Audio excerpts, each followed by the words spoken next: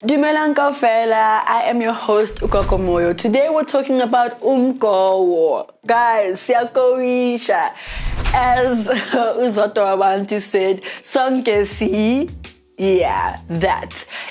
Just to make sure that you don't miss any of the content that drops on the great channel GMTV, make sure you subscribe and hit the bell icons for notifications.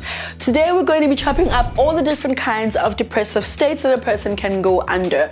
If you feel that perhaps you're struggling with anxiety or depression, you may find out that you actually are one of these. Stay tuned.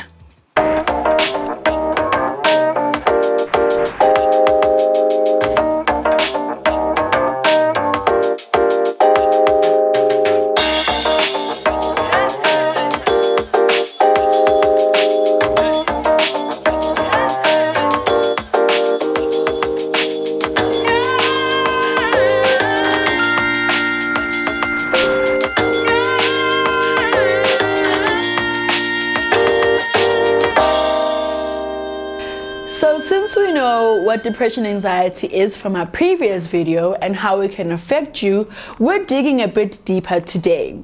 Did you know, guys, that there's so many different kinds of depressive states that one can affect you 3 times in a week, one you can be hooked onto it for 2 weeks at a time.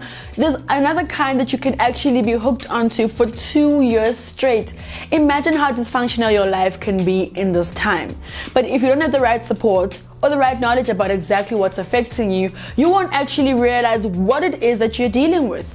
Now, to help you understand all of these, this is my montage on the different types of depressive states. Enjoy. Firstly, we have disruptive mood dysregulation disorder, which generally speaks of having tantrums, bad temper. A person can experience this at least even 3 times a week. Physically or emotionally, you'd see this person have major anger and sadness issues. This is even identifiable by even the age of 10, so children can also be prone to having this kind of disorder. Secondly, we have major depressive disorder, which is also clinical, also known as MDD. This can go on for a 2-week span, where a person is struggling with hopelessness and sadness. They lack motivation and have a change in their sleep pattern. Someone who has fatigue and has low concentration. These people can be forgetful, and this is where the thoughts of suicide begin. They also have suicide attempts and also begin to self-harm. Thirdly, we have persistent depressive disorder. This could go on for 2 years at a time, where a person even has a change in appetite and a change as well in sleep cycle. They have low energy and have poor self-esteem. They have bad concentration and they're prone to forgetfulness. Fourth, premenstrual dysphoric disorder. This affects at least 3 to 8% of the women population worldwide. They struggle with mood swings, increased sensitivity, hopelessness, and feeling overwhelmed. They have anxiety and feel sluggish and tired.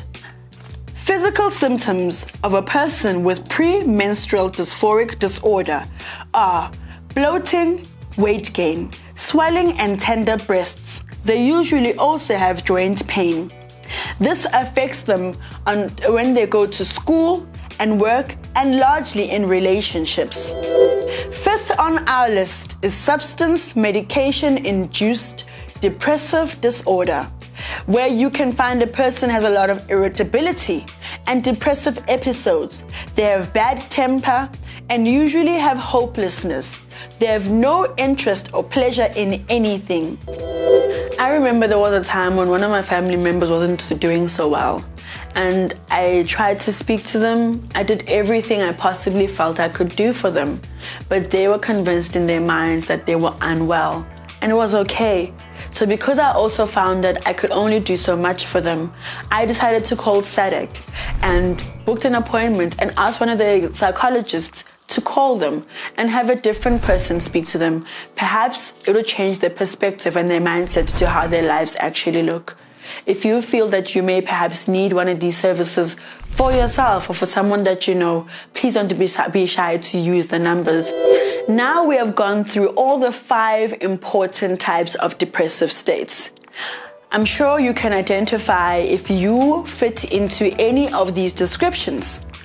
I have to caution you, especially when you're using medication or drugs, because by virtue of you using these substances, especially if you're on medication, you perhaps have arthritis or diabetes or any kind of ailment or illness that you're suffering from. And by virtue of you taking medication, the mindset that you're in about being a sickly person can easily slip you into any of these depressive cases. So I want to caution you, especially when you're taking medication or when you're having withdrawal. Thank you for tuning in to another informative episode of GMTV. Of course, I've been your host with the most, Gogo Moyo. Thokozani.